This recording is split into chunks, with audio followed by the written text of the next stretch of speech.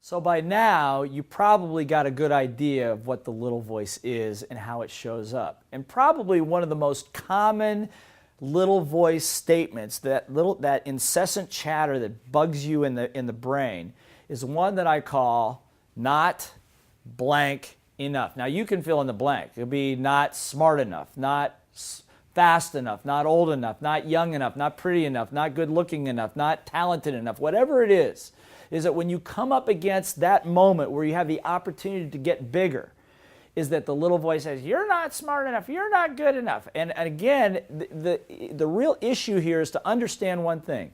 The little voice is not really you. That's right, it's not you. It's a composite of your teachers, your parents, preachers, the media, friends, politicians, whatever the case might be, that all sit back there in your subconscious, that at the moment that you show up to do something, erodes your confidence, creates fear, non-deservedness, creates procrastination, lack of authenticity, give up on your dreams. So we don't want to do that anymore, okay? As a matter of fact, I got a couple pictures of my little voice. You want to see my little voice? Okay, good. I'm going to show you my little voice. So, you know this little voice? This is you know this one? Right. This is the one that sits there just when you're ready to take on something, just when you think you got victory in sight, whack, and find some way to sabotage it. I'm sure that's happened to you at least once, right? Familiar with that little voice? Good. Or how about this one? You know this little voice? This is road rage little voice. This is that moment where if somebody gives you one more problem, you're going to reach out, grab their throat, and squeeze it until their eyeballs pop out. And again, high emotion, low intelligence, not a good place to be, okay? Or maybe you're familiar with this little voice, right? This one actually is my mother without the hair. It's like, I told you you shouldn't do that. I told you you're not smart enough. I told you you're too greedy. La, la, la, la, la, la. Right? That beating yourself up.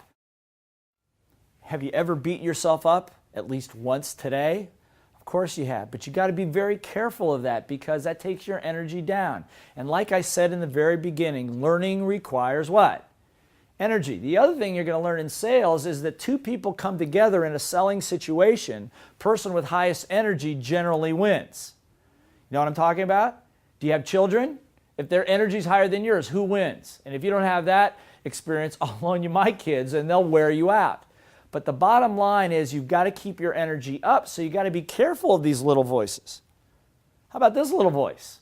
It's like, oh, the government will take care of me. Somebody save me. I'm afraid. I can't. You know, never being, wanting to make more money, wanting to make a sales call, wanting to go to the gym, wanting to form a new relationship with somebody, but being afraid. Well, what if I fail? What if I can't do it? What if it doesn't work? All that stuff. You've got to learn to master your little voice. Or maybe that you have one of these little voices. I have this one. This is the stubborn little voice. It's like, well, if everybody just listened to me, the world would be fine. You know, it's everybody else that's messed up. It's not me, you know. And this is like what I call my 35 to 45 to 55-year-old little voice that just doesn't want to change. Just stubborn and thinks that the whole rest of the world is the problem. Back in 1982, when I went to that first personal development program, I realized that the problem, one thing in common with all the things that had worked and not, was me. Or maybe your little voices look like this. Should I or shouldn't I? Can I or can't I? Now remember the workbook you downloaded at the beginning of this program? Good. I want you to turn to the common little voice issues portion of it right now, because I want you to do something. When it comes to the results that you want, what are the limiting little voices? I showed you some of mine. What are the limiting little voices that pop up when you try? I want you right now to sit down and make a list. What are the little voices that pop up when you try to go lose weight, when you try to make another sales call, when you're trying to improve a relationship, when your emotion is high and your intelligence is low? Make a list of what that little voice is actually saying, and next to each one, where did that little voice come from? When was the first time that you started doing that? Or was it your parents that did the same thing and you're just copying them? It'll be very enlightening for you to go through this process, and trust me on this. By simply doing this process, you are already automatically beginning to reprogram the little voices in your brain so that now you're in control rather than the little voices being in control.